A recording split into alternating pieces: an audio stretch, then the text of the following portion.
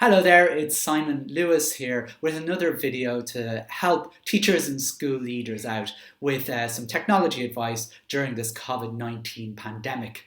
Last night, which was the 1st of May, Leo Varadkar announced that we are back to school on the 18th of May, and it's very likely by this morning on the 2nd of May you should probably have an email in your inbox, at least one email in your inbox asking you, how am I going to get my school books from a parent.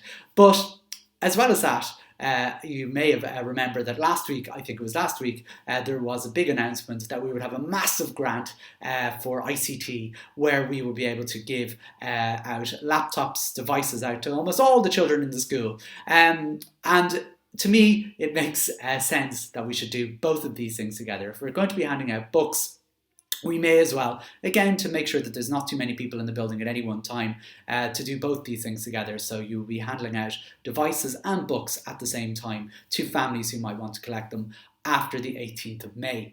But there are many, many variables when it comes to the ICT. With books, it's fairly easy. They're already in the building. First of all, we have to buy them, and maybe we should be thinking about that now. But let's say they come in time for the 18th of May. There's still a lot of variables, and I'm going to try and go through some of those in this video. Like, how are we going to decide who gets the devices? Because in all fairness, the money that we got it doesn't cover anywhere near enough the children that we actually have and everything. What are we going to do if they don't come back in one piece? What if only the charger gets lost? What if they come back full of viruses? What if they come back full of porn? Basically, these are the questions we actually have to ask ourselves. And, things are never really as simple as let's give out a load of devices to children. So in this video, let us try and get ready for Operation Collection of Various Internet Devices. I probably have to come up with a better name than that. Okay, ultimately, let's look at the reality of the ICT grant that came through. It came with a lot of publicity that €10 million was going to be invested just for children who may not have access to internet devices. And let's just figure out what that actually means. Basically, for primary schools, it meant that a school with less than 100 pupils would get €550. That's it. Now, you can do the calculations of how many devices you can buy for €550. But as the schools got bigger, a 750 plus school will get €2,700. Now, there's very few primary schools in Ireland of that size. But ultimately what it's kind of meant is, in reality, an average of about 2 to 3 laptops or devices per 100 children in your school. So you're going to be, as a maximum, serving 2% of your school community with devices. Now, that's clearly not enough to cover the needs of any school, whatever that might be. So you're going to have to prioritise in some way. So the first step we're going to be doing is thinking about that. Obviously, one thing that some schools could do is most schools will have some devices in their building that children use, and could this be added to the mix? So let's say you're a school that have invested and maybe have 30 laptops that the children use. Could they be lent out? And then you buy an additional, let's say another 2 or 3 devices. That could be an option. But if you are going to do that, you're going to have to do an audit of what you have and what you're going to be able to lend out. And there isn't a school in Ireland that I think, as I said, have enough devices. So the first decision really that's going to have to happen is prioritizing. But by now, and how do we do that? And really, that's the first question any school will need to have. How are they going to prioritize who's going to get the laptops? Because not every family is going to get a laptop or a device, whatever that device might be. And my suggestion to any schools is, I think you're going to have to do it in 2 ways. And the first thing will be, by now, you probably are in a scenario where most staff members will know which children have been engaging online with them at this stage. So we've had about 5 weeks, really, 4 to 5 weeks of online education. And by this stage, we'll have a good, staff will have a good kind of idea of who has been engaging and who hasn't, and possibly why. And that, I think, will be the most important variable. If you're in a deaf school, or if maybe you don't have to be in a deaf school, you'll also be aware of some children who haven't had any, who don't have access to devices. So that's again a bit of local knowledge from the in-school community. But apart from that, parents also need to have an input here. And I think the second thing a school has to do before the 18th of May is set up some sort of online application form for parents to state their case of why they feel they should have another device. And there's many reasons how that could be. And I think some of those reasons could be families that have no internet device. And by the way, I mean, I would suggest that anyone with a smartphone is an internet device. I mean, that's something people have. But there are some families that don't have any internet access or any internet device. And how do we work that? But there could be other variables, would be families that have lots of children and they're sharing one device. That can be quite difficult. And maybe there's a priority for children like that in that situation where there's 5 children trying to share one device. And that can be very difficult, so they may need to be prioritised. There are also, other priorities children might have. In deaf schools, you might have school completion programme candidates, and they may be prioritised. You may have families that are on social welfare who may be prioritised, because the argument might be that if you're not on social welfare, maybe you'll be able to buy a device online, and that's a possibility too. But whatever you do, and I think whatever a school needs to do, and there are just some variables, I'm sure there's lots, a school, I believe, needs to be transparent about how they're prioritising these things, and needs to tell their school community, basically, this is how much money we got to buy devices. We're going to be able to share out X number of devices between our school community. So in my case, we got €1,400 in order to buy devices. That will buy me 6 devices. And now we have devices in the school that we're probably going to lend out. So we might be able to say we have 50 devices that we're going to be able to share between 372 children. Now, that means that's 1 out of 6. And if everybody wants a device, it's not going to happen. So we need to, what we're probably going to do is what we definitely are going to do is we're going to be transparent about how it's going to happen. And every school is going to be different, because every school has been doing their own thing for the last 20 years, because there is no consistency whatsoever between when it comes to ICT, and that's for lots and lots of different reasons, which are for a different time. But every school is going to have its own context, and that's fair enough, and we need to remember that. But I think every school needs to be clear and transparent about what they're going to do. So that's my advice there. So the staff are going to, just in summary, the staff are going to decide who gets a list of children they believe would benefit from a device, and parents will also have an input. And those two things together should create a priority list. And as long as you're transparent, I don't think anyone can have complaints. So let's say your priorities are done, you've got your list of children and your list of families who are going to get the devices, your job's done. Isn't that it? You're done. No, of course not. You're not done. What you need to make some plans, contingency plans, that for what happens when you lend a device out and it doesn't come back to you in the same way it was sent out to you. It was sent out to them. Well, you might just say to me straight away, well, obviously that's what you pay insurance for, isn't it? Well, I've been doing a bit of research on insurance, because I felt we were going to do this before the grant came out of lending devices out. So I rang our insurance broker to find out what the story is, and they very kindly went off to Allianz, who basically have a monopoly on all insurance in Ireland.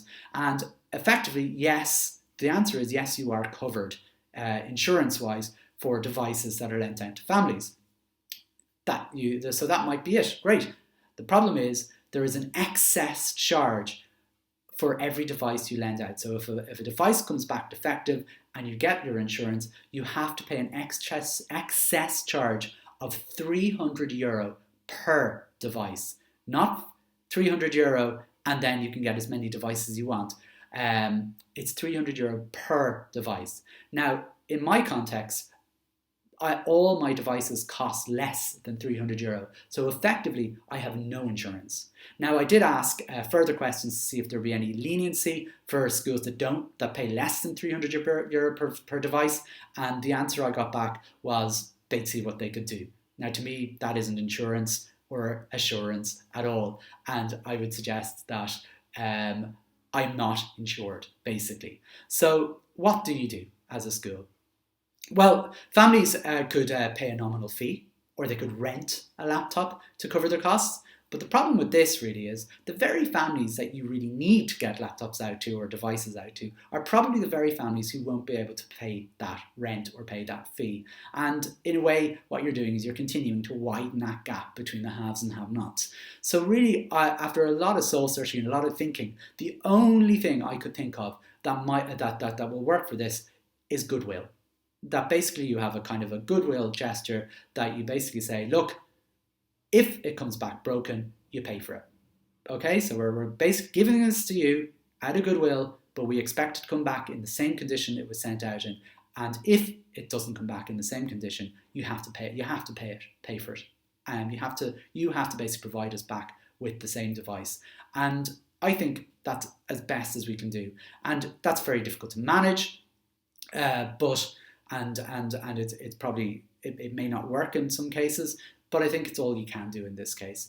You could try some sort of written agreement, but how are you going to do written agreements? Number one, that would hold sway, but number two, that you could do with social distancing. It's something that I think there's not much we can do, and we need to just think about it. The other thing as well is most devices come in two parts: the device and the charger.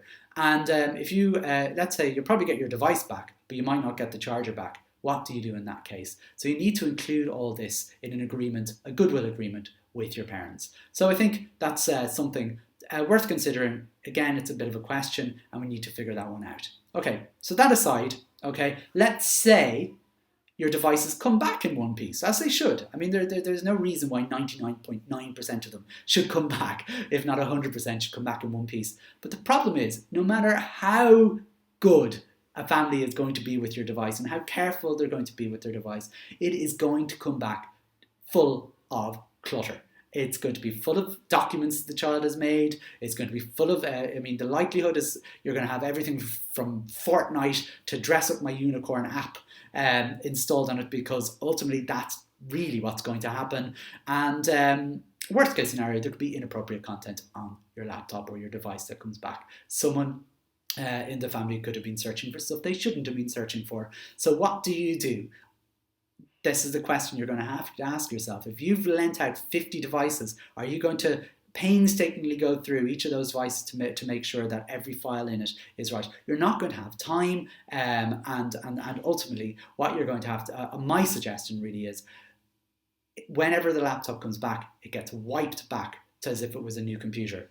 This has implications, obviously, because when you've lent out your laptop, you have to make sure that the device that you give out is wiped clean. So some of those devices that are in your schools have important documents on them, maybe teachers' planning notes or whatever it might be, or children's documents, things like that. However, before they go out, you're going to have to clear those laptops, clear those devices having nothing on them, or to the bare minimum of them, or save them in the point that you want them before they go out.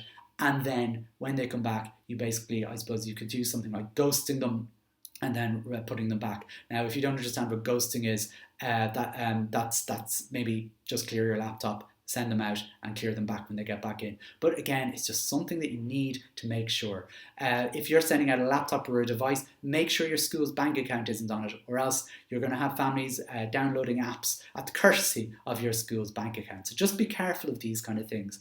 There is the thinking of, okay, it might break, but the device is not going to come back the same way as it was sent out, and you need to have that plan for. So that's really, really, really important.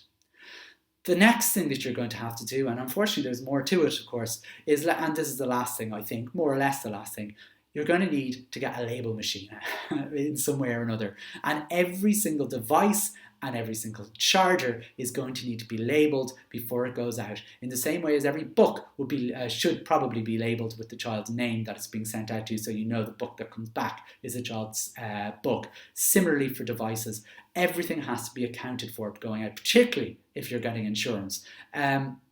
But even not, every device has to be labelled with a code of some sort, so does its charger, and that label needs to correspond with the name of the person that it's going out to, or the name of the family that's being sent out. And only when this is done can you pop them into the same place as the books, whether that's whether you're going to be providing the books and the device for collection, whether you're going to be delivering them, or whether there's going to be postage. You need to make sure that they're labelled with whatever code, and that label corresponds to a sheet that you keep account of. Because if they come back, when they come back, you'll need to check off a list, because you're not going to remember who's gotten what. I mean, we're not going to be back till September at least, and 4 months is a long time to remember which device went out to which family, because not every family's getting a device.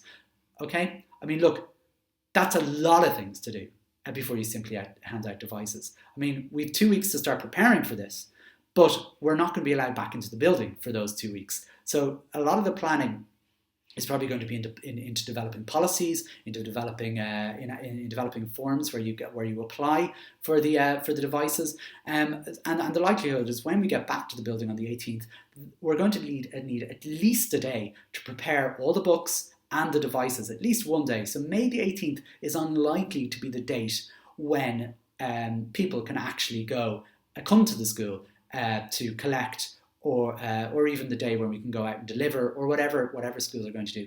I mean, at the very least, it's going to be the 19th.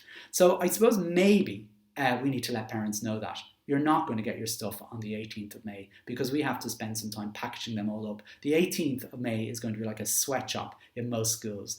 So basically, I suppose, if it's going to be May the 19th, I suppose what I'm going to do is I'm going to change this to Operation Collection of Various Internet Devices on the 19th. And that's going to begin. Now, Operation Collection of Various Internet Devices on the 19th.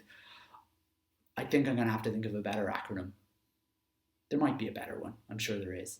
Anyway, thanks for listening, and I hope this was helpful.